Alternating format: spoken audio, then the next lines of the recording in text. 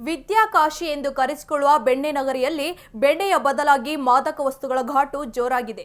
College ವಿದ್ಯಾರ್ಥಿಗಳ ಕೈಗೆ ಮಾದಕ ವಸ್ತುಗಳು ಸುಲಭವಾಗಿ ಸಿಗುತ್ತಿದ್ದು, ವಿದ್ಯಾರ್ಥಿಗಳು ಮಾದಕ ವಸ್ತುಗಳಿಗೆ ದಾಸರಾಗುತ್ತಿದ್ದಾರೆ.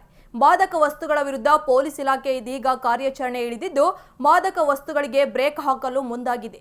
ಈ ಕುರಿತು ವರದಿ ಇಲ್ಲಿದೆ. ಮಾದಕ ವಸ್ತುಗಳ ನಿರ್ಮೂಲನೆಗೆ ಪಣ ತೊಟ್ಟ ಪೊಲೀಸ್ ಇಲಾಖೆ. ಸಾರ್ವಜನಿಕರ ಸಹಕಾರಕ್ಕೆ ಖಾಕಿ ಪಡೆ ಮನವಿ. 6 ತಿಂಗಳಲ್ಲಿ 67 ಕೇಸ್ ದಾಖಲಿಸಿದ ಪೊಲೀಸರು. ಎಜುಕೇಷನ್ ಹಬ್ ಎಂದು ಕರೆಸಿಕೊಳ್ಳುವ ದಾವಣಗೆರೆಯಲ್ಲಿ ದೊಡ್ಡ ಶಿಕ್ಷಣ ಸಂಸ್ಥೆಗಳಿವೆ. ಹಾಗಾಗಿ ಇಲ್ಲಿಗೆ ರಾಜ್ಯ ಹೊರ ರಾಜ್ಯಗಳಿಂದ ವಿದ್ಯಾರ್ಥಿಗಳು ವಿದ್ಯಾಭ್ಯಾಸಕ್ಕೆ ಬರುತ್ತಾರೆ. ಆದರೆ ಇದೀಗ ಶೈಕ್ಷಣಿಕ ಕಾಶಿ ಎಂದು ಕರೆಸಿಕೊಳ್ಳುತ್ತಿರುವ ದಾವಣಗೆರೆಯಲ್ಲಿ ಗಾಂಜಾ ಗಮ್ಮತ್ತು ಜೋರಾಗಿದೆ. ಕಾಲೇಜು ವಿದ್ಯಾರ್ಥಿಗಳ ಕೈಗೆ ಮಾದಕ ವಸ್ತುಗಳು ಸುಲಭವಾಗಿ ಸಿಗುತ್ತಿದ್ದು, ವಿದ್ಯಾರ್ಥಿಗಳು ಮಾದಕ ವಸ್ತುಗಳ ದಾಸರಾಗುತ್ತಿದ್ದಾರೆ.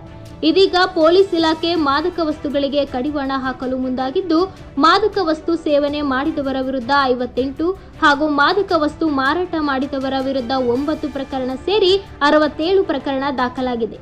ಜನವರಿಯಿಂದ ಜೂನ್ವರೆಗೂ 6 ತಿಂಗಳ ಹಂತದಲ್ಲಿ 67 ಪ್ರಕರಣ ದಾಖಲಿಸಿಕೊಂಡಿರುವ ಪೊಲೀಸರು ಮಾದಕ ವಸ್ತುಗಳಿಗೆ ಕಡಿವಾಣ ಹಾಕಲು ಮುಂದಾಗಿದ್ದಾರೆ.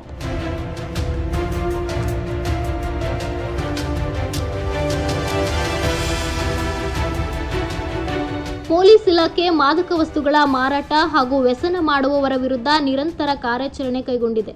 ಅಷ್ಟೇ ಅಲ್ಲದೆ ಮಾದಕ ವಸ್ತುಗಳ ಸೇವನೆಯಿಂದಾಗುವ ದುಷ್ಪರಿಣಾಮಗಳ ಬಗ್ಗೆ ಸಾರ್ವಜನಿಕರಲ್ಲಿ ಜಾಗೃತಿ ಮೂಡಿಸುವ ಕೆಲಸವನ್ನು ಪೊಲೀಸ್ ಇಲಾಖೆ ಮಾಡುತ್ತಿದೆ. ಯುವಕರು ಮತ್ತು ಸಾರ್ವಜನಿಕರು ಮಾದಕ ವಸ್ತುಗಳ ಚಟಕ್ಕೆ ಬೀಳಬಾರದು. ಪೋಷಕರು ತಮ್ಮ ಮಕ್ಕಳ ಮೇಲೆ ನಿಗಾ ವಹಿಸಬೇಕು. ಅಷ್ಟೇ ಅಲ್ಲದೆ ಮಾದಕ ವಸ್ತುಗಳ ಸೇವನೆ ಹಾಗೂ ಮಾರಾಟ ಕಂಡು ಬಂದರೆ ಪೊಲೀಸ್ ಇಲಾಖೆ ಜೊತೆ ಸಾರ್ವಜನಿಕರು ಕೈ ಜೋಡಿಸುವಂತೆ ಮನವಿ ಮಾಡಿದೆ.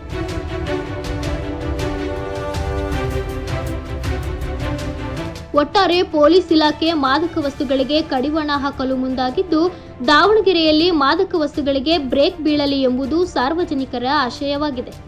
ಕ್ಯಾಮರಾ ಪರ್ಸನ್ ಅಣ್ಣೇಶ್ ಜೊತೆ ಭೀಮನಾಯ್ಕ, ಒನ್ ಕನ್ನಡ ನ್ಯೂಸ್, ದಾವಣಗೆರೆ.